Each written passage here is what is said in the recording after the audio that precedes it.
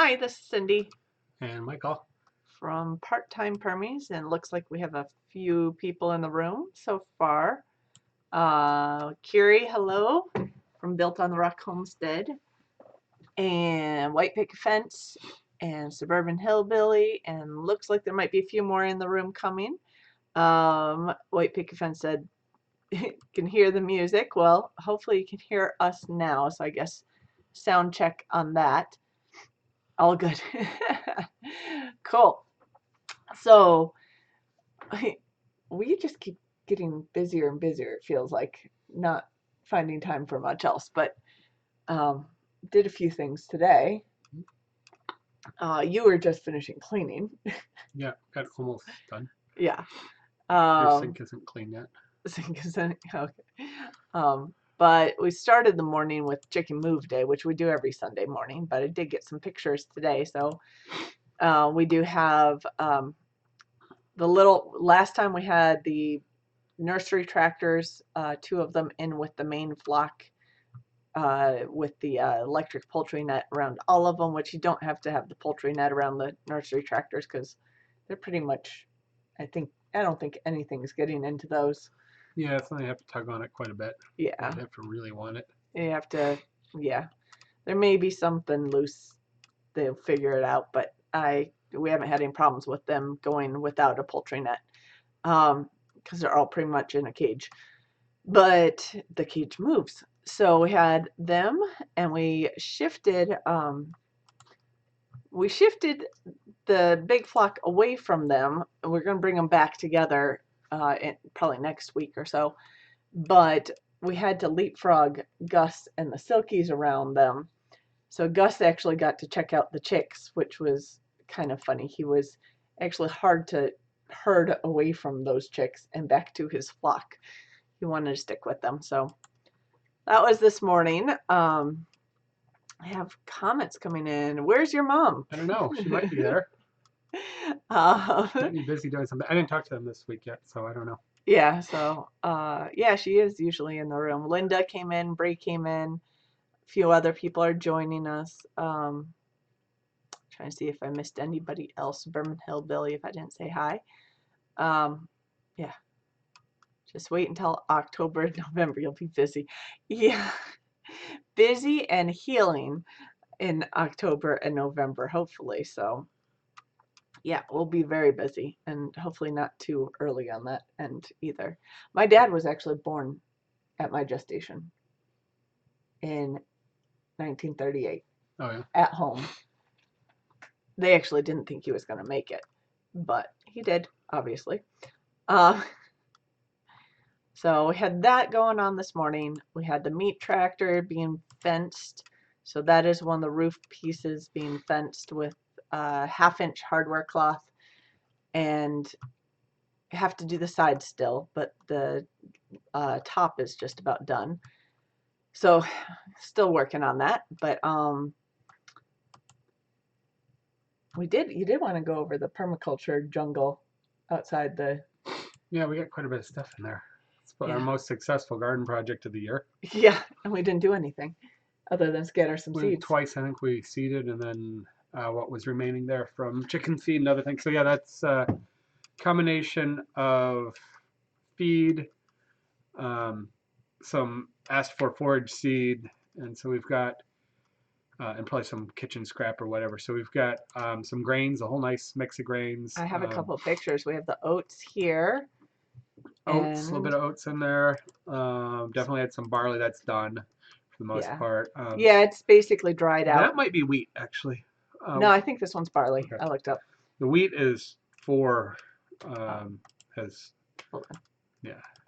So yeah, no, this one actually, when I looked up pictures, I'm not good with grains, but they gave us a mix of things that the chickens would like to forage on, and we planted it right outside their winter coop. But we also had another grain. Amaranth, which was probably either in some of the blends or in some of the bird seed. Or could have, yeah, could have been wild too, because we have it growing wild as well. Could be a little bit of wild, yeah. So that is a green amaranth that looks more like the wild one, but I think they use that for animal feed as well. There's frequently some broom corn and stuff that comes in. That's That I didn't Usually see this coming year. from, there's 1 or 2 pieces, but that's Okay. usually coming from like commercial bird seed, but we didn't really feed the bird feeders much No. this year, so that's where that usually comes from. Yeah. We also have sunflowers. Which we seed over, the blend has some sunflowers, but then we seed it over fairly Yeah. heavily. And we give sunflower seeds to the birds sometimes pretty regularly, so that's all mixed Yeah. in there. That's not wheat suburban hillbillies. No, I think it's Yeah, we barley. had some wheat, very small amount of wheat in there, but not much. Yeah. So if sunflowers, we have, this is a fun picture because I scattered a bunch of squash seeds, or I thought they were all squash seeds, but Well, we've also dumped compost through the true. year of various melons and squash. Mainly for the birds to For the, eat. yeah, it was leftover stuff or stuff that rotted that just got dumped out there while they were in there So we for the have winter. both squash and what looks like watermelon growing in this area. We have some turnips growing, They're starting to come out of the ground and yeah, loosen up, so they're, yeah. ready to be picked and harvested. And we've picked a few and actually Yeah. used them. They're field turnips, but they're really, I'm not finding them any different than a commercial turnip. They're plenty tender and they're actually Yeah, fine to eat. yeah. And we have some field radishes as Yeah, well. and I pulled a couple. They were big, not quite as big as a daikon radish, but they were 3, 4 inch, 5 inch taproot, and some are a couple inch around. Good So, for breaking up the soil, yeah. loosening it up, and things like that. But the chickens like the greens on those, so yeah. So we have a ton of stuff growing right in that little area. It's basically our chicken forage blend, although we may harvest some of it for ourselves. Yeah, probably if there's a good melon in there or something, we'll probably pull that We have out. like 3 or 4 melon plants in there, Yeah. and probably a couple squash plants as well.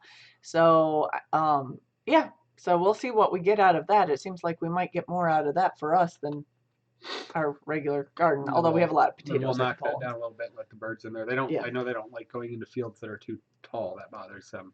Yeah. Aside from they don't eat the tall stuff, they also aren't really excited about being introduced into really tall areas. No, but they do make their paths through it, and the geese help with that Yeah, because the they geese trample like it. the greens more than anything. Yeah, yeah. So They'll that, knock that whole thing down in 1 to 2 weeks, pretty much. yeah, so that basically And that all, was bare dirt yeah, until March, April, maybe almost April was all bare this dirt. was completely chicken scratch bare dirt in front of the winter chicken runs there. So a lot has grown up there. Of course, it's really fertile in that area because the chickens have access to that just outside We the were actually runs. concerned they turned it on the dirt because we left them there so long that we wanted to not. We actually wanted to grow up to not lose the soil. So it looks like we've done well on that. Yeah, it's very fertile soil. So, and his allergies are acting up. So, um, but anyway, so we have a lot of stuff growing there. Some of it we need to harvest. We'll probably have to harvest those turnips here soon. Feed the greens. Well, you can use the greens too, but we Yeah, those probably feed those them. turnip greens are they're a little coarse. They're not premium. I think it's better to send that to the birds. Yeah, We may pull some of the larger roots and the hold a little geese bit of love that. him. The geese love greens. So if those of you guys who I don't think have if we yours, chopped up the turnips, they'd probably eat them, but yeah, but they don't pull them out of the ground. yeah, they don't really like them. We need pigs or goats or something to pull them all the way out. And I think some of the blend that our feed store gave us was actually for pigs. Probably because there was 15 pounds, 20 pounds that I went in there, and it was an end of a specialty proprietary feed blend that a farm requests, and I was, they hadn't done their clean out. It was just a little bit for they did the clean out, and I was told I could have that inexpensively. So I don't know what it was for. I was just like, hey, take whatever's in there. Yeah. No big deal. It's just a little leftover. So I'm like, that's great because we don't really Sure. care. So we're looking at it, and with all the radishes and turnips and stuff, we're thinking it was probably for pigs. Yeah, yeah. So I have a lot of that going. We need pigs. Yeah, We Bruce. might in a year Couple years. or 1 to 2 years, we might put some in the back. I think adding one animal next year would be fine. Yeah, we could do 2 pigs. That's Yeah. Yeah. um, That has been on our kind of to do long I mean, term. we would use them. It would definitely be a nice addition of poultry. We're not going to do goats or sheep or cattle. It's too much work. So Yeah, no, we've been considering pigs for a while. Pigs and bees are on our kind of long-term. yeah, I think those are the next two. So pigs are so usable. They grow so fast. So you can have them for a portion of the year, and then you can, due to either weather or needing to go do other things or be out of the area, you can have them off property, after 6 months or so. Yeah. So there's some flexibilities, whereas goat, sheep, and cattle are long term, every day. You don't have to milk pigs. You so. can get meat, like you can get meat, sheep or goats that you just raise for Yeah, the yeah, season, that's true. but yeah, No, I think it we would don't be have a lot of property for them. hogs and bees would be the most. Hogs we could put in the woods a little bit, so that would be part of it. That would allow us, yeah, to eat down a little bit of the woods, which isn't really a problem, but we could utilize land that's not being used, and it wouldn't encroach. We're using most of the back areas on a twice a year rotation with the chickens, so we don't want it to. And we have a lot of front area, but we can't put any animal activity in the front acre or so of the house. Just based on zoning stuff and not. Otherwise, we'd love to put the chickens through there. It would be really good, but I mean, we could probably put them out there for the day. Yeah. The problem being with putting out the electric fences and moving them around would be too much work. Yeah, Linda has bees and goats on her list. And Carrie lives in the middle goat country, of course. Well, and the rougher the conditions, the more you have to go to goats because nothing else wants to graze on this survive. Stuff. Yeah. Yeah. So I've been next to a goat farmer all summer at the farmer's market. And I noticed he came home with more pudding, goat milk pudding. That was a trade. Oh, okay. She ran out of spoons and she knew I carried forks. She asked if I had for her tasting, and she asked if she could borrow some forks, and I had a big Ziploc bag of them. She goes, "I'll trade you pudding." She goes, "How much you want, a quart or a pint?" I said, "A pint's fine." Yeah. So have all the forks you want. We'll take a pint. And then she's also been getting ready to move towards goat's milk. So they're a creamery, so they can't sell the milk. They are now going through and processing milk through a grade A dairy. Friends doing it, but they're not licensed to sell it, but they have been able to give away a little bit of it, just to a few people. So we've had a very small amount. I've not really had fresh, pasteurized goat's milk previously, and always had the expectation that it was going to be strong like the cheese. Come to find out, it really isn't. It's slightly goaty, but it's actually pretty pleasant. So. Yeah. So yeah, no, I've been having some of that this week too. It's pretty good. We just had two little like, I don't know what they were, 4-ounce bottles. Yeah. Something like that. No, it was good. And it's of course whole milk too. So yeah, pasteurized but unhomogenized. Yeah. So. And Suburban Hillbilly said if they can't have livestock, she'd end up with a petting zoo. We have a neighbor like that. They have lots of animals. A few of their chicken and turkeys go to process, and nothing else does. So. No, just some of the poultry. Not even the ducks, just the chickens and turkeys. I have chickens, turkeys, ducks, a pet pig, 2 donkeys, a horse, a few sheep. All kinds of birds. Yeah, and all kinds of poultry. But a lot of it's nice kind of showy poultry. Hi, Grandma Karen. Yeah, and I know that hogs, I know people say that hogs you really get attached to them. They're a lot like dogs. So that's probably the hard, we haven't done it. That's probably the harder part because they act like dogs. But yeah, just because I do so much with, I think we would try it, and we do so much with pork and things. I think you just recognize them as what they are. They're 6-month plus addition, and that, their job is to be food, and not play with them too much. Yeah, that can be hard a little bit because they take a petting. Our geese aren't really into being touched much. We don't really handle them. We have our broody girls raise them, so we don't really handle them much. So it's almost easier to think that occasionally they get names. Our geese are long term. Our geese are guard geese, so we're not planning on them going to meet, other than that extra one we had at the beginning. By the time they're old, they're going to be so tough that I don't think there's much left for them. No. I didn't know that, the goats are homogenized. And I mean, we just had some goat's milk today that actually had it for most of a week, I guess a week, Naturally. and the fat did rise to the top on it over time. Hmm. But yeah, I know it's a lot smaller fat globules and protein than I think it depends on the breed too. yeah. But I don't know much about goats, so we've never had them. But the Nubians, I think, are cute. They look like well, which looks like which. Our Great Danes look like Nubians, or Nubians look like So our Great Danes. this goat farm, she has a few Nubians, and then she's got a couple other breeds. I'm not sure what all. And she does the pudding, which doesn't taste like goat's milk at all because they No. heat it gently and they use fresh milk. And she claims as long as you use the milk fresh, it doesn't taste goaty. Mhm. If you let it sit too long, it starts picking up some of the culture and starts getting a little stronger. But yeah. Yeah.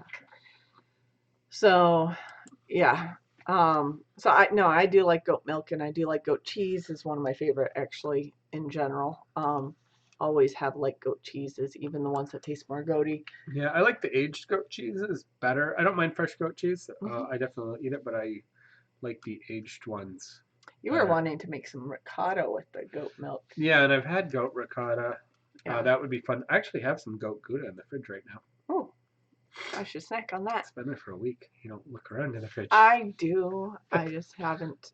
Some of them don't have labels on them, so I don't know what's what. There's a big chunk that says Yeah. goat Gouda on it. Yeah. I actually had a small piece of it today. Cool. You had some fun market finds this week too, which we should probably. Market's in full swing, and we had a little slight lull with typical calendar and vacations where it was really slow last week. Yeah. Pretty decent this week, but there's a lot of produce, so there's a lot more trades and extra product near the end of market that's moving around between vendors. So yeah, we've gotten our hands on some really nice availability. It's been a tough year for all of them, and a lot of people have each lost certain crops that they don't usually lose, but Yeah. there's plenty of good stuff that's popping up. So we had a couple things, and I'll combine the fun market finds with the Ask the Chef because I think some people don't know how to use these things. So first one. These are scary. A lot of people are scared of these. Yeah, I know. We have a pasta with some eggplant in them. Yeah, we're running eggplant pasta right now specifically because either people are afraid to cook it or don't know how. Yeah. A lot of people really are afraid to eat it. I think that's mostly either due to not used to it or bad experiences because it wasn't cooked very well. You can cook eggplant where it doesn't taste good. Yeah, Like, usually when it's slimy or whatever. Usually when it's undercooked is the biggest problem because it's styrofoamy and bad texture, no flavor, poor flavor, can be bitter, or it can some people, either the skin or the flesh when it's undercooked will give indigestion. You get a lot of acid regurg. Yep. Well, and this is a special kind of eggplant, right? That's an Italian variety, which has become pretty popular over the last number of years. I started first working with them in New York. Hadn't seen them. I fell in love with them. I saw one of our local farmers had a bunch at market on Wednesday. Asked him, he had quite a few. I said, "Look, if you got any extra, I'd like to buy whatever you have left." Well, he sold them all. I think some other vendor probably bought most of them. But I see him on Saturdays, and he said, he goes, "Look, I'll give you a good deal, and I'll bring you whatever you want." I said, "Well, bring me about a half bushel." So, so he was asked to start growing these Italian eggplants by an Italian family who buys quite a few of them for themselves. And I said, "Oh, I really like them." So the difference is the flesh is very white and it's very dense. So I find that it's also not bitter. Most of the domestic eggplants, I don't find they're that bitter. Traditionally, people would salt them and then press them, rinse them, press them. I don't find that really necessary for most eggplants these days. I think they bred out a lot of that in the commercial ones. I just find them neutral and a little boring. So these are denser, better texture, and I find that they're very creamy. And when you roast them or cook them down, they just become spongy, creamy. And again, the flavor's not strong. It's sort of a blank slate. You need to put things against it: olive oil, herbs, garlic, onion, chili, pepper, whatever you want. So that's why it goes so well. And of course, ratatouille, it's the base that makes it, thickens it, and makes it creamy. a good ratatouille should dissolve as it's a vegetable stew. The quick saute ratatouille that you see at a lot of trendy restaurants is sort of a ratatouille, but it's not traditional. It should be a vegetable stew. Baba ganoush, you roast them all the way down and scrape them out, and the eggplant choka, the bagnan choka, Yeah. which is an Indian preparation, but very similar to baba ganoush. Yeah, we had that, or I had that for the first time in Trinidad when we went there, and super easy to make. You just slit holes in it and shove cloves of garlic in the slits and roast it in an oven or put on oil a fire, and yeah, you don't really even have to oil it much. And you let it cook till it collapses down or the skin almost shows away, and scrape out all the flesh, which is the same way you make baba ganoush. and you use that as a dip for whatever. Yeah. And yeah, really So good. if you do come across these in the market or have an opportunity to grow them, I would toss away the big black ones as the least desirable of any. All the long skinny eggplants, the Asian ones, the Indian ones, the little Japanese ones, slightly different textures and flavors, but mostly textures. I find they're great for quick, a little quicker sautéing, for roasting into stews, curries, coconut curries. So you're talking Caribbean, Indian, Asian food. It's a big staple ingredient. Middle Eastern food. I think any eggplant other than the common commercial eggplant is my preferred. But when you're doing something where you need volume, these are pretty good size. These are the size of a softball, a little larger sometimes. So yeah, they're my go-to. So I was really excited. I bought half a bushel for our eggplant pasta. We're doing an eggplant norma, which is a Sicilian, usually quickly sautéed and in some neutral oil, sometimes lightly floured, and then kind of a quick tomato sauce, sometimes a fresh tomato sauce. They're both in season right now. Then traditionally you grate ricotta salata, which is a salty pressed hard-aged ricotta block. We're just doing some fresh ricotta in ours right now. And interestingly, I decided to do the eggplant norma because I wanted to show off eggplant and kind of push people to buy some push eggplant. people a little bit in the right direction. Things are either don't make or, and we've had a lot of people who are hesitant to try it or won't try it, and I'm sure we've lost some sales, but we also have people that come back and they love it. I have had some people who ended up going, because we have also a cold Asian pasta salad that, like a sesame noodle, that I think some people, they like them, but if you had a red sauce with meat in it or something, they would go for that first. But it's pushing more people to and we're actually not serving anything with a meat product in it. We're doing we have chicken. We have chicken or a vegan one without the chicken. But I'm doing a traditional Italian item and not offering any pork or chicken or whatever, just a fresh ricotta. I thought that made sense. The ingredients were all there. The flavor was there. My food cost was consumed in the fresh ricotta. I bought really good fresh ricotta, and then the eggplant. So I had already exhausted most of my cost in that item, and we don't sell them very expensive. So I was like, well, we don't need to put meat in here. It makes sense. And then I can put some chicken, which we've been doing a lot of pork-driven items, which makes sense. Italian cooking thrives off of a lot of pork and pasta. I'm like, well, let's get away from that for a moment. Not everybody eats the pork. And so, we've been doing the eggplant. And then about a week and a half ago, I get a post that Pasta Granny's new video was a very traditional norma, different than I make it, but that she's actually doing it the more traditional way. I'm taking a little liberty on it with, so I was like, well, that's crazy because I was not on. Most people around here don't know what this item is. If you guys don't know Pasta Grannies, you should look that one up on YouTube. That is a fun. They're grandmothers in Italy doing handmade pasta preparations, usually in their kitchen, the way they've done it for years, sometimes since they were taught as a young child. She was making something like pappardelle noodles. She was making a pappardelle. Yeah. She called it something different, but it was an egg, hand rolled egg noodle. It's a pappardelle. It's a ribbon. Yes. So that was. So anyways, look out for eggplants. They're not that scary. Just make sure you give them a good cook. So actually what I do when I prepared is I half peel them. These skins are a little less, they're still a tougher skin, but they're less tough than the black traditional ones. Not as thick. Yeah. So I half peel them with a peeler, so about every other strip. And then I chunk them up into big cubes about an inch about an inch wide, and I toss them in a real heavy olive oil or olive oil blend.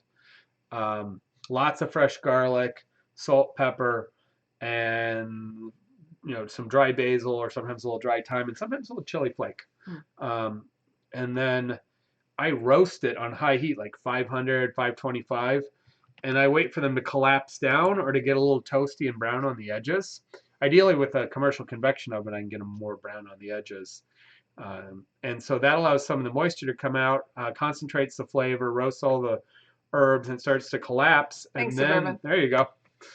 And then you get all those flavors. Again, I said it's kind of a blank slate. So a heavy garlic, olive oil, herb component just soaks into that like a sponge.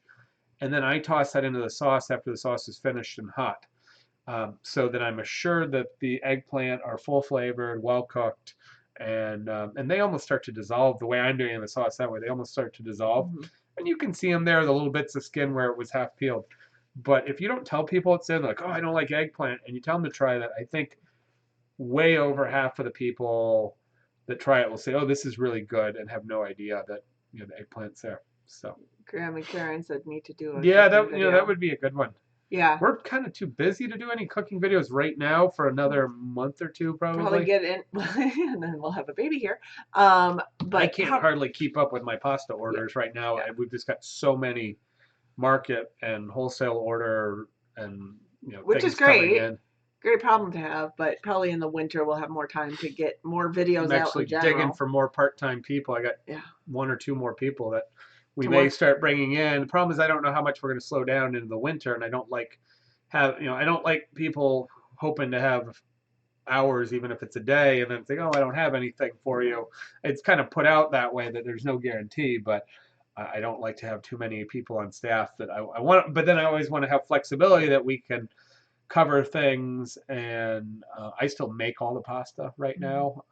At some point, I might have somebody making some of the basic stuff, but you have them helping with packaging, all kinds of everything else. Yeah, and so I like it where it is a flexible. Everybody else has school and jobs, so if they need to be away for a week or a few days, as long as we have a heads up, that's why I like to have additional people that we can kind of flex. And if we get enough people flexing in and out, it seems to work pretty good. But yeah, we're getting ready for a busy fall, and everybody's getting busier with fall activities. So yeah. And then I'm just running through what people like with their or what people have done with their eggplant. Yeah, fried is good. Lasagna, a vegetable lasagna, the ratatouille, of course, and eggplant parm, of course, which is very New York Italian. Well, it's Chicago Italian too, but very popular. And you can do it from in fact, that video from Pasta Granny's, I was surprised she used a neutral sunflower oil, which is sort of a go-to in Italy when you want a neutral oil, similar to like canola. It's a healthy, low flavor. And she fries in the sunflower oil, but she did not flour, thin slices peeled that were salted and pressed. So they were, but she just fried them out lightly golden. A lot of people would lightly flour them, and then when you want to get a little more into it, you can do a combination of flour and semolina, or flour and breadcrumb, and you get a little more crusty. And then you can kind of have a warm crouton of warm, soft fleshiness, and then you can have a little bit of crunchiness, and use that to absorb around your sauce. But yeah, I like adding eggplants into stews and crock-pot items, and just it helps thicken, because if you cook it for a while, it breaks down and starts to fall apart, and so it can be a nice way to soak up the juices and bring everything together, and that's exactly what it's used for in ratatouille. You've got all the squash and tomatoes and everything else, which get pretty wet as they cook down, so you can use that eggplant to bring it together. Helix says hi. So if you guys have any other eggplant things that you like to do, go ahead and list them. I'm going to go on to the second market find here, and we could talk about what you guys like to do with this other one, as well as this is what we do with it. This is actually big. It's hard to put in proportion. This is giant. It's about 4 inches, 4 to 5 inches, some long, of them, and it's about 1.5 inches wide. Yeah, so it is a big It's okra. an okra, but it's really big. Yeah, Yeah, I've never. so I saw it yesterday. It's the first time I've seen it. that big, yeah. Or one of the better kind of specialty growers that's real close to my tent. Hmm. Always has really nice stuff, and they had some, and I was like, oh, where, what happened to those? And so those are called giant, it's a heirloom giant Oh, eggplant. I mean, okra. Of okay. course, okra comes out of Africa. Yeah. Um, and what's interesting, if they ever got that big, and usually they just be long, but not that wide, they get really, really tough pods. So I'm going to go back for a second because Carrie had a question on the eggplant. Is it easy to grow? We've had some good years and some bad years with eggplants. In fact, You would probably be able to grow it. It likes poor she said soil. It likes well-drained well soil. drained and sandy soil. It's from Africa. Similar to okra and eggplant are actually It in. actually like the top of our hugel culture bed. I think because it's so well-drained, it goes down. And they do well in heat. Yes, they do. They're going to need some water. I mean, they're like melons and other things that you give them water so they keep growing, but they will generally grow in conditions that many of your other things don't want to grow in. And again, think about Africa, think about hot parts of Asia. Um, I think in Texas and rocky, not great soil, you're going to do phenomenal with eggplants. Yeah, I mean, it might need a little more nutrition if you're They extra like rocky, nutrients. Yeah, I mean that. but it likes Yeah, really well-drained soil. So on give them that end, nutrients. Make sure they get the water when it's yeah, hot and they need it. But I think in a market garden, eggplant would be a go-to for difficult conditions. yeah. So, and also Suburban Hillbilly was still talking about. Oh, of course, there's a delay here, so we'll go back to the okra here in a second. But just be stop before you just get to eggplant parm. I think gets mushy when it gets baked, Yeah, well, lightly floured, and traditionally then it's fried. yeah. Either a lot of times it's just floured and fried, or very light coating, egged and fried. I do think you can over fry it, and some people like it mushy. But if you want a little structure, Hmm. yeah, I think, and you can bake it and do things to make it healthier, but I'm not sure it makes it tastier. You actually want all those oils, and it's better if you're gonna coat it to pan fry it than deep fry it in say a multi-use commercial fryer because you can use some better oils and just Hmm. kind of really it likes nice clean fry oil. I know that when you try and fry eggplant in dirty commercial fry It just oil, sucks it up. it tends to burn, it gets soggy. You can tell when your oil is breaking down. The eggplant does not perform well. The other thing you can do, we used to do a eggplant rollatini all the time, and instead of breading and frying it, and we did Neapolitan style, so long cut instead of Mm. round cut. Um, we would actually roll it. We would cut it really thin, quarter inch, actually less than a quarter inch, like 3/8 of an inch. Brush it with olive oil, sprinkle with a salt, pepper, like garlic, granulated garlic, onion, sort of blend, and then we would cook it on sheet pans, pretty high heat for 10 minutes or so, just so they would cook down Mm. and get a little, maybe a little brown, but not getting crispy. Cool it down, and then we would roll them up unbreaded, and I think that way you experience the eggplant a little more Hmm. versus just all bread. The other thing I had that blew me away years ago, there was a pizza shop down the road from a place I was working, and in the winter, sometimes we were closed. Sometimes the old men would come and play cards, and they'd bring stuff from the pizza shop or whatever. They had stuff left over. Well, they had an eggplant parmesan that was stacked like a casserole, where they cut that eggplant so thin. I think the breading, they had a very fine crumb, like Italian crumb breading. The breading was about as thick as the eggplant, it definitely matched the eggplant, if not 2/3 breadcrumb, 1/3 eggplant. It was really thin. So they stacked it in maybe 10, 12 layers, very light sauce in between the layers, and they put small amounts of fresh mozzarella or like the semi-firm pizza mozzarella, Mm. just small amounts in there. Baked it down into a pan, and it all set into a casserole because the bread absorbed everything. You had those very small amounts of cheese and a little bit of marinara, and then they would just top it with a little more marinara and a little sprinkle of parmesan, and you could cut it into like a brick, and it was amazing. I've never had a parmesan like that. I thought Mm. seemed like a lot of work.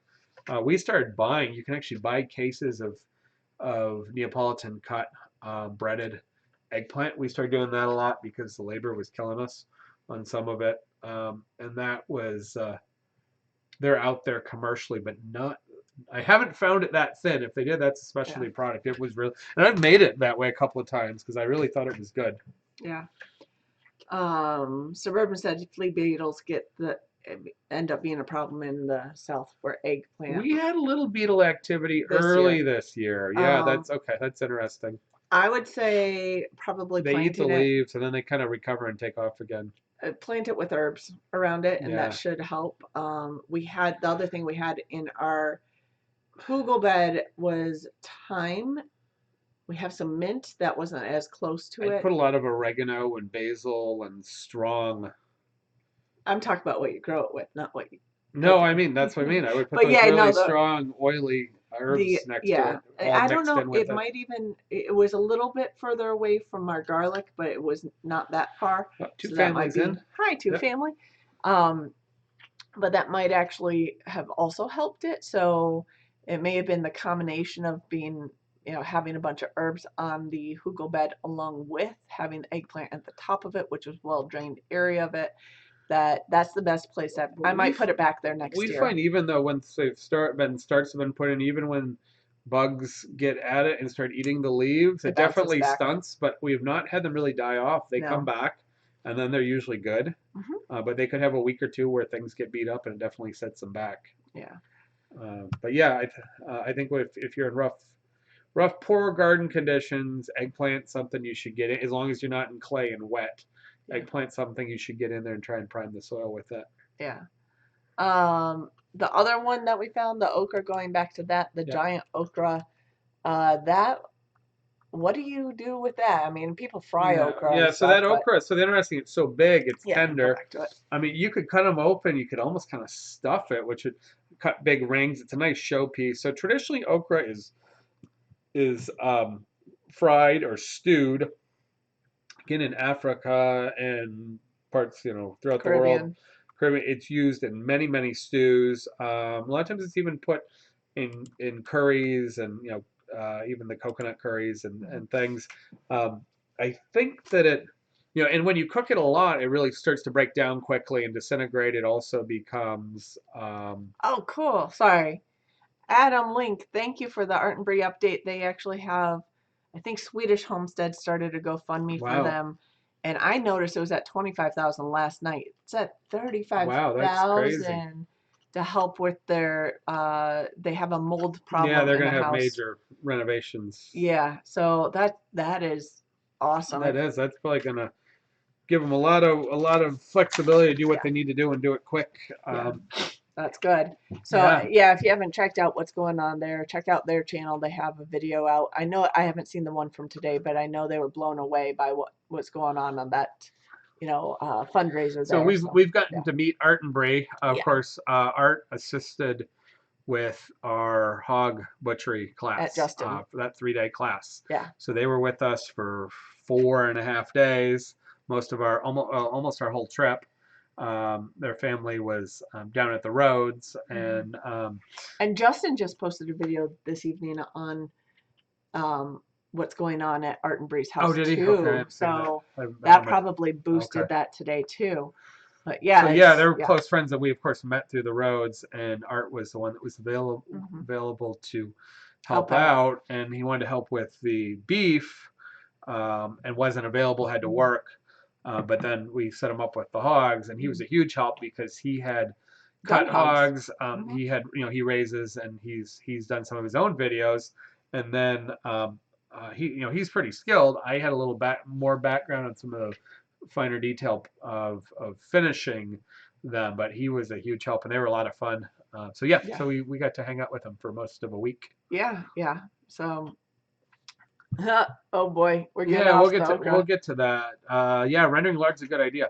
So real quick, going back to the okra, let's see. So okra can get slimy, but a lot of times it's cooked down into stews. It's also used to help thicken it, and actually that sliminess is a cultural thing because in Asia and parts of Africa, it's highly desirable. The viscosity of stews and braises is more important than we consider viscosity, and they actually want that thickening power. It's generally a pretty healthy item. So yeah, frying it, stewing it. If you don't like it slimy, I don't like it slimy. No. Cook it really quick. The other thing is okra is dried into the pods are dried. They're like brown dried pods. They pick them, and they have a distinctive flavor after they're dried, and they're used in a lot of cuisine as a dried item. I was learning about that recently. So it's a big part of African and African centric traditional cooking, and I think we've kind of not we use it very little, fried okra or whatever, okra and tomatoes. I think that's probably something that in world cuisine should be picked up and used more because it is a staple. Yeah. It grows pretty abundantly. Also likes hot, sandy, well-drained soil. It grows pretty well here. Takes a little longer. It likes the heat. It likes the heat, so our season's a little bit short for it. I'm sure if our season was longer, but otherwise have our conditions, you'd get a lot more off the plants. We didn't grow any this year. We did grow some last year. Once they get going, they go. Yeah, so. Exactly. So we did get a decent, a few okra. We only had 2 or 3 okra plants, but we got a decent number of okra off. Really? Your kids eat the okra like candy when it's dehydrated. Wow. That's, Okay. Yeah, so I was at an African store and they actually had dehydrated okra, and I was sort of a new item to me, and I did some research. So it's a big deal as a staple, as getting you through the either a tough winter or dry period when you're not growing fresh product. Yeah. All right, let's go back to best way to render pork. I'm pretty the way I render pork lard. So the worst part is you can burn it. It can stick and such. Pickled okra too. Pickled okra is very good, and pickled okra, or pickle some in with your beans or with the little tomatoey background and some heat. I used to buy a pickled okra that was sort of in a adobo, tomato and hot peppers. And if you pickle it quick and with enough vinegar, it stays firm. It doesn't get soft, and it's actually very, very tasty. So sorry, here's where That's my favorite way to eat okra, by the way. Here's where we bounce around because there's a slight delay on how long it takes for the comments to come through or for our video to go through to you guys one or the other. I am not a huge okra fan because of the slimy aspect. I'll put a little bit in a gumbo, or if you're doing like a callaloo, but I don't. I like callaloo. Yeah, and well, the callaloo has some in when you do a callaloo stew, Trinidad style. But pickled okra surprised me. That is by far the best way I've had it. Is a really good pickled okra. Yeah. So I like most things pickled though. Think of it a lot like a hot pickled green bean, kind of in that category. I would use the same brine and similar. I don't know if I'd make it a dilly bean, but use the same general recipe if you're doing okra. So rendering lard. So chop it up into small, rough cubes. Get out any dirt or blood spots, or make sure it's not going rancid. If it's getting a little funky, you could probably deal with it, but the faster you get to it, the less strong it'll be. So sometimes you want it porky. We're in Southwest Michigan. Oh, no, that's for... us, Mike, or Michigan Mike? Oh, Michigan Mike. We are in Southwest Michigan. This is Mike also, but this is not Michigan Mike, who's also in the room. Michigan's a great place to homestead. I think Michigan Mike, you're in southeast side, right? I can't remember exactly. Michigan has very, very diverse areas and cost structures and growing conditions. Yes. However, there are a lot of homesteaders. It's not quite as rugged as moving a little west. It's not quite as cheap as getting into the plain states. And you do have some winter, but there's good soil, there's good farmland, there's lots of land up north, and lots of diversity. Lots of diversity of crops. I would say you have to pick your city and how far you want to be out. You're not way far out, but you could be 15 minutes out of a decent city, or you could be an hour-ish or more. Or you could be in the UP where there's not many cities. There, and some areas are more logging and short seasons. So and land changes. Like we're on sandy soil, but there is clay soil and black dirt soil within short distances from here. So you need to be very aware of the specific property and acreage for what you're trying to do. Yeah. And then balance the climate as you go north, how cold you want to tolerate and are comfortable with. Yeah. Heavy ice pack and how long of a season. Yep, and needing more equipment for your everyday life. It's just part of life. But yeah, so we're in the south, and although I've spent a little bit of time in the further north, so different cultures. Yeah. But I would say strong on the list for homesteading. Again, mentality of people are pretty independent, pretty homestead driven out in the country. Lots of homeschoolers, lots of kind of independent thinkers of whatever your thought pattern might be, you'll find them. So that all works pretty well. In fact, um, yeah, I mean, Hollers, it was pretty much number two. They were Yeah. almost moving to Michigan and then got corrupted to North Carolina. So Yeah, they highly considered Michigan for a yeah, while. they were very, very. I think they would have been shocked by the winter That I because think they're would have, not yeah. used to our winter, but they were highly There's also a lot of considered. farms that are going up for sale. Yeah. The biggest problem is a lot of them are big ag, soy, corn, some wheat. A lot of them have been pretty abused and they're pretty much growing on sand, so the recovery of that is difficult. However, there are a lot of small farms. There's a lot of organics and fruit. And a lot of fruit farms going under. So the ability, if you want a larger scale farmer property, 50, 100, 200 acres, they're out there, and there are some older people that are wanting to turn them over, Yeah. and not turn them into housing, and they will give you a decent price if you're going to maintain it as a working homestead or agricultural project. Carrie, that's funny. 90 miles, no, 90 minutes, not miles, north is sand from her in Texas, and the best watermelons around. Yeah, I mean, our area, we barely get the season to grow a watermelon, really. I mean, Yeah, ours, but you see some pretty good we ones. do have good Yeah. ones, but ours will be pretty much, unless you start them at early in the We have greenhouse. a lot of hoops. The big thing here, I don't know if it's a national or if it's just a Michigan project. There's a hoop house project where basically you put down about 1/3 of the cost, and the other 2/3 will be covered, and it could be up to $15,000. So I don't know all the details. We haven't participated in it, but I know lots of people that have aggressively put hoop houses on their property. Yeah. And you're talking some pretty big ones when you're up to $15,000 With funding. So you pay 1/3 of it, so $5,000. For Yeah. $5,000, you get $15,000 of agricultural greenhouse. Yeah. So you're seeing a lot more multi-season growing and people getting involved in that. So I think watermelon likes well-drained soil, so sand would work well Yeah. with watermelon, but again, it likes its nutrients. So our it's a balance. melons grow well around here. Mhm. That's for sure. Yeah.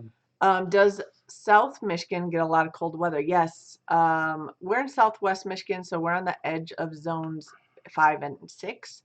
So We get closer more to snow than central and east. closer to Lake Michigan, you get a little more moderate temperatures.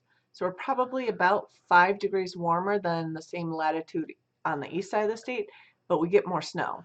Once you get north of Grand Rapids, if you're within 30 miles of Lake Michigan coast or you're You get a north lot of of Grand snow. Rapids, in fact, the north doesn't get much colder. It's a little colder, but the sheer cold sometimes happens more down towards the center and Detroit area. But yeah, as you get north, heavier gear, 4-wheel drive, plug-in diesels, having a plow becomes more Having a of snowmobile. becomes more of an everyday part of life that people don't think much about it. So your money goes into good boots and good coats, and nobody questions it because it's part of life. Yeah. But you're living much cheaper than being in like Ann Arbor or Detroit area where cost of living is pretty high for the Midwest. Adam, Eastern Tennessee is probably very much like the climate the roads live in Western North Carolina, right over the mountains. So it's a nice area. I mean, it's gorgeous with the mountains. That's the one thing It's we gonna don't. gets a lot hotter in the summer, but not We as don't cold in have. the winter. Yeah, no. Yeah, We don't have the mountains. pretty flat. Yeah. So and we have some rolling hills and areas and things, but we're not like the plain states flat, but we do have, there's, like I said, there's a lot of variability in our climate in Michigan. It's actually a huge state. So it's goes, what was it? I'm trying to remember my father's Michigan history class, like stats on Michigan. It has more beaches than any state in the lower, or no, more coastline than any state in the lower 48, including Florida and California. It doesn't, I mean, I think Alaska is the only state that beats it in coastline. It goes further east and further further east than Florida and further west than Florida also. So if you look at the panhandles, And there's a few hundred miles to go from south to north. exactly. So it's, yeah. It takes you to South, get, yeah, I know the South Lyon area. Yeah, that's actually a good good growing area. That's getting a little pricier, but it's nice. yeah. Um, Yeah, I mean, near Sales the, tax is up to 6%. It used to be 4 when we were growing up, but Yeah. taxes are moderate. I think they're looking at sales tax and property tax and other things.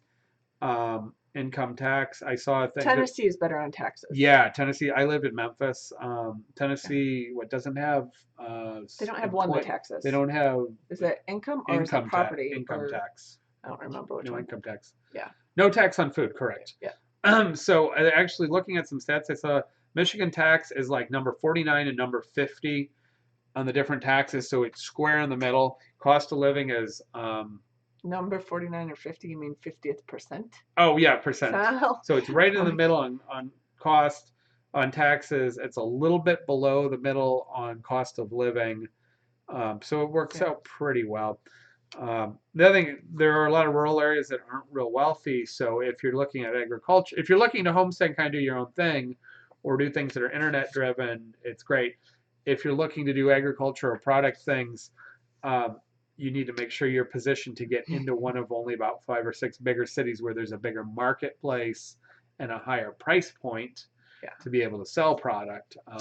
So to kind of give, Texas is a huge state, but to drive from the southern border of Michigan to Mackinac Bridge is about 6 hours, 6.5 hours. It's less now because the speed limit's gone up. But, well, it's Texas, about the speed limit 5 hours or something. Yeah. Texas, I think the speed limit's like 80 or something too. No, the functional speed limit, if there isn't a wreck, is 80 to 85 miles an hour in Michigan, but it's technically 70 and 75 miles an hour. So it takes about 6 hours to get to the Mackinac Bridge. You cross over the Mackinac Bridge to the Upper Peninsula. Then you're really rural. And then you're really rural, but if you drove straight across the Upper Peninsula, that'd probably be another 4 hours or so. At least. I think it's bigger. But yeah. It's a long ways. Yeah. So it's a big state too. But so, I mean, we recommend it. I've lived in a lot of states. I think people from Michigan are generally very proud and happy with the state. You see a tremendous amount of people wearing Michigan paraphernalia, like at the farmers market. I know other states, people wear the I Love New York or California stuff, or Washington State's probably a big one. But I think there's an overabundance of Michigan there's regalia pride. and pride related to the state. And we know that it's not perfect and there's economic problems and losing some factories. We're a big manufacturing state still. So people that are in heavy industry, tool and die, manufacturing, know how to fix things, make things, aren't afraid to get dirty and want to work hard. There's a lot of people that do that. And there's a pretty good money right now in the economy. If you're skilled in a technical field, and maybe in a trade field, there is a high demand for people that know how to do their job and show up to work right now. I do have one thing for Adam, who is just saying lives in Washington, live in Washington, so used to rain but not the snakes. We only have one poisonous snake in Michigan, and it is rare. It is a rattlesnake. It's the Mississauga rattlesnake. I've never actually seen it growing up here. No. We have some hognose snakes and gardener snakes and all those, but really predators aren't really an issue. Predators are low. We have coyotes, we have foxes, but we don't. Well, up UP north has there's more. Bears, and you actually have elk and such in the UP. There are some elk farms now, so there's some cool big game. It's a big hunt. It's a big 3-season, 4-season outdoor activity. So there's a lot. It's a 4-season state. Yeah, it is definitely. But if you're comparing that to Eastern Tennessee, we have less poisonous snakes than down there. Fewer of them. We only have the one. And it's rare. Grandpa's farm says go Bucks. Well, Bucks as in. Well, we had 2 family in the house too. Yeah. But, Bucks as in Buckeyes. Yeah, you're gonna have to hang No. out with two family on that one. No, we grew up in Ann Arbor, so that's not a good thing. No, So, no. we have lots of bucks for hunting season, that's for Yes, yep, sure. yep, yep. So Um, lots of hunting on but that. yeah, we go back to the rendering. Yeah, Running fat, distracting. chop it up to something reasonably small. If you're doing a lot, you can also run it through a meat grinder if it's really cold or near frozen. Um, and then what I like to do is start it on a medium to lower heat, but I actually put a bunch of water in the bottom of the heaviest bottom pot I can get to try and diffuse the heat a little bit. And then I put in a bunch of water, and what that water does is allows it to fill in the space and buffer the heat because nothing will burn until that water gets above 212 and evaporates. So you can start the fat to render and melt. You can fill in the gaps and transfer heat. You can also, to some degree, take out some of the impurities or flavors. And so I'll use that as a method to get things going. I do that with my duck fat too. And then it will either, if there isn't too much, it will then evaporate um, and it will come out. Um, and then you'll cook your fat until it stops bubbling and it goes clear. Or you start getting any browning because that'll either lead towards burning or lead towards stronger roasty flavors, which you may not want. And then strain it. You can also strain it, and after you get the fat strained, and you can reboil it for a little while, recook it, and make sure you get the last bit of the water out. You do need to make sure all the water's out. It goes from creamy looking to clear, or it'll go rancid. The combination of water, which is polar, and fat, will cause chemical processes to go rancid during storage. If you've made it, clear lard, you can actually store it cool. You don't need to refrigerate it. So that's my preferred method. Some people with their larger chunks of fat will actually get a press. It sort of looks like a meat grinder or a meat sausage stuffer, or sometimes you have a grid on a sausage stuffer and a screen, and you can actually put some pressure and press on your fat chunks, try and get the last of your liquid fat out. And then what remains, the little bits of skin or other things, can become cracklings, and you can kind of fork those out if they're good and use those for making biscuits or doing something. Yeah, double boiler works great if you're concerned about burning it. I don't, discount a double boiler for sure. That's a safety measure. A lot of times you have such a big pot if you're doing a large animal. Commercially we have steam jacketed kettles, which are pretty similar to a double boiler. But when you have a large pot, I go to the heaviest bottom possible and really watch the heat because you can scald without that buffering of the double boiler. So yeah. So I'm responding to comments as you're talking about the about rendering lard, but because there's multiple conversations going on in the chat here, but So yeah. Yeah. So as far as who was it who said that? Linda, yeah, Linda in northern Indiana had heard of a bear crossing the border from Michigan to them. They're really rare in southern Michigan. Growing So up, nobody ever talked about it that I'm aware of. At this there's point, I'm hearing that there may be some crossover, there may be some bear activity. It's pretty minimal. It's not like the rest of the country. Yeah. There is always people talking about bears just north of us in New York, and definitely, and Oh, they and were, across the and then river, across yeah. the river, Yeah. they were actually in the wild blueberry areas. They tell people to watch out. You could stand up and have a bear right there. Yeah. So not really a big issue in southern Michigan. As you go further north, yes, but you also start getting wolves as you go further north. Wolves mainly in the Upper Peninsula. Yeah, which is also a crossover. We didn't really have all the wolves were taken out in Michigan a long time ago. So. But there has been some talk about whether the wolves are starting to cross the Straits of Mackinac to the northern part of the lower peninsula of Michigan, and maybe even crossing with some of the coyotes, but there hasn't been a whole lot of proof of it. They're doing they're definitely studying that right now. Yeah. Yeah. So because I guess wolves will cross with coyotes if there's not enough wolves I've around. always heard mixed opinions from people wouldn't eat a bear. There's so many parasites. They're tough. The meat stinks. It's terrible. And then I've had friends that hunt and eat bear, and they're like, it's the best thing they've ever had. There's no way they would. And they might leave a lot of the fat things Bear behind, but fat, that they yeah. love the bear meat. I think somewhat depends on what they're eating, but There's some Native American groups that use the bear fat as a mosquito repellent, but yeah, I've heard that there it is some. stinks from what I hear. Yeah, Um, I don't think yeah. I've ever had bear. There was one place in town here years ago when we were in college. It was a jerky shop. I don't think they used to have 20 or 30 kinds of jerky, and I think they had bear jerky. But I don't think I rarely was in there. I don't think I ever bought any. Yeah. Yeah. Okay, Carrie has some Mexican brown or black bear Yeah, down they're a little their small. Yeah. way. New York had some brown bears. Yeah, we had brown black bear activity Yeah. in New York, and And New Jersey. none of grizzly really. Those are out west. They show Yeah. that grizzlies really are a blend. Of brown bear. Yeah, but they're definitely much bigger and you know. Yeah. Yeah, of course in Alaska you would have bears up there. No Wolves by Curie. Yeah, no, we've had some really big coyotes though. I mean, about German Shepherd size coyotes that I've seen in our backyard before.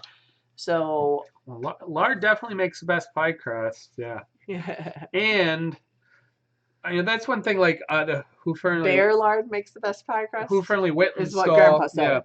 Yeah, who does the River Cottage books and stuff. Yeah. He talks a lot about rendering and cooking in the fat that you're eating. So Yeah.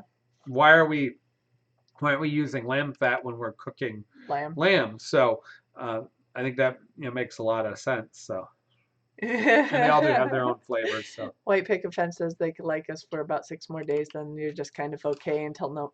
But on November 30th, so I was reading something that says Michigan has the Wolverines have possibly the hardest schedule in football. But I was looking at it. I mean, it's a tough schedule. I was a little surprised on that, unless it was an article from last year that I missed. They had a really hard schedule last year, and they're playing. It beat them up pretty good, but they're playing a lot of ranked people. Yeah, but the Big Ten schedule is a tough schedule. So Linda, yes, a coy wolf would be the cross between a coyote and a wolf, but so there may be a few further north, or maybe some of the big ones down here have some wolf genetics, but the wolves haven't gotten this far south, so I'd be surprised on that. But we definitely have some big coyotes, so who knows? The genetics can spread. Washington definitely gets the West, I think in general gets bears. That we haven't had to worry about, so we don't have to, it's not that far away. I mean, I went in college to Killarney Provincial Park in Ontario, so it was across from the UP and all of that, from the Upper Well, it's Peninsula. only because of aggressive hunting through the years and the water barrier that they took them out. It wasn't that they weren't here. So. No. But yeah, I mean, there we had to be really, really careful about hanging our bear bags while camping, and making noise as we're hiking. So the big thing, there's been a lot of some national attention on is it Drummond Island that you can't, or is it the island next to it that you can't have people overnight? It's basically a wildlife island, sanctuary. And so they have elk.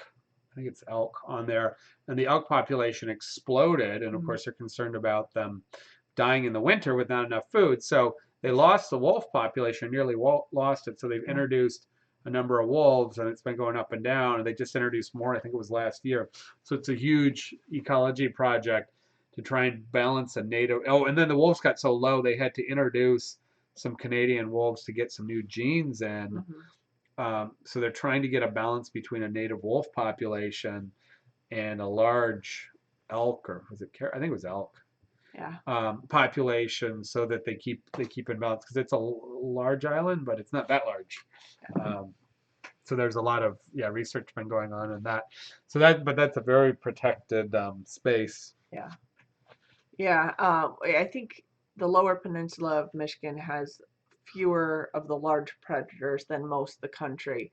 So that is one advantage we have. No wolverines. No, no live Wolverines. Um, besides the Except for all the ones in Ann Arbor. yes. Um, yeah, exactly. But no, our main predators have historically here been our hawks, um, owls at night, but we haven't had problems because they're pretty much locked up tight. Uh, then the geese do help with the aerial predators. The crows have actually hunted our chickens. Um, Coyotes, we've lost them to, and neighbor dogs. Or what? Possum. Yeah, possum, we've lost them to.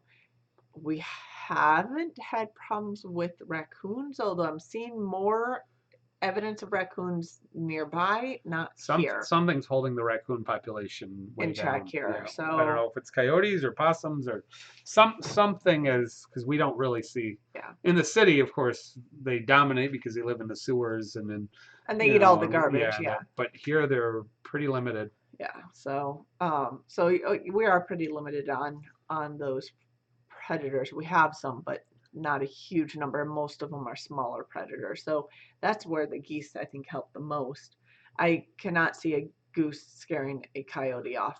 No. They might get dragged off by a coyote potentially. So, which kind of brings me to, we're still having fence issues. We lost our second fence energizer this week, and it is a Premier one.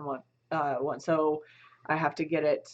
They have to get one sent out to me so I can send this one back to them. That's supposed to happen, I guess, on Monday. I thought it was going to happen yesterday, but they weren't open, even though they told me that it would happen yesterday. So we have one unit that is actually sent out to a repair shop that I found through YouTube. He has a lot of good videos on energizers, and I'll let you know how that goes. And he's going to repair my Parmac, and he's out of Iowa. And then this one, or he's out of somewhere near there. So. Premier One's Iowa. And then we're going to have to get a replacement for the Premier One because that died and it's under a year old. So that one's under warranty. So we'll get it straight from them. Yeah, that just died suddenly. It was on. We turned it off, and it was dead. Yeah, to try to turn it back on when we stopped taking care of the chickens, and something happened. So our chickens are without well, they have a net, but they don't have any. They're up really close to the house. They were in between the garden and the dog area last week. They're right now next to our bedroom. Which is pretty protected, and now they're next. Yeah, they're up between some pines and the house. Yeah. So they're really close. So they made a lot of commotion. We'd probably hear it, but also there's just a lot less escape, and there's a lot more. And they have garden fence on the back of them. So and dog fence on the side. The entrance in and out for a predator would be difficult. So I don't think there's much. Yeah, so I think they're okay for a couple days. And the only one who does not go into a coop at night is Gus. So Gus is probably the most vulnerable right now, and he has woken me up a couple times over the last couple nights. But I don't know if that was just because maybe there's something. We've had an possum or something around in this area as well, so he might be complaining about that. So as long as we don't get any coyotes, which I haven't heard Not a lot recently. So we just went through full moon, so yeah, I usually hear more. That's within a few days of full moon is the most common. Yeah. Oh, Kiri's hoping to pick up baby chicks tomorrow. Have a broody hen wants to sit on the bare wood of nest box. No hay or dead grass. Try to hatch out a wood egg. Yep. So yeah, we're getting some, I guess 3 or 4 week old chickens, meat chickens next weekend. So I got to have this coop finished before we pick them up. But are we getting them next weekend or the following weekend? Next weekend's Labor Day. Well, the day after, Yeah. So I think it's next weekend. So we have to double check we'll that. Check in with Jamie and go visit them or whatever. Yeah. Have to figure out how to transport them. Jam them Save a few boxes. I've always got boxes. Yeah. Yeah. Get a few big boxes. Put some holes in them. That's true.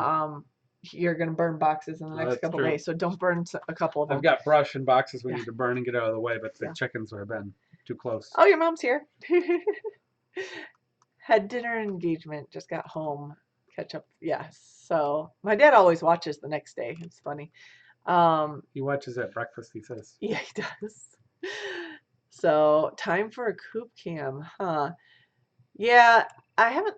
We move our coops all the time. I haven't done a Maybe coop she was cam. talking to Carrie. I'm not sure. Yeah, yeah, true. We've had, well, our main issue with our chickens was that we had the main flocks around the fire pit, which has a bunch of the locust branches from the locust that came down a few weeks Yeah, ago. this week they were around them. They were loving all the crickets that were in there and scratching through, but they started laying eggs in underneath some of the wood, and 3 of them wanted out of where we moved them to get to that wood pile again.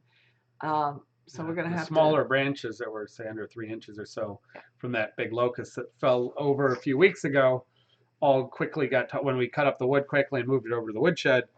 We tossed that onto the fire pit, which I use mostly to burn cardboard, but whatever. Um, and Well, it was green wood, so we wanted to give it a little bit of time to Yeah. dry out, so it'll burn a little easier.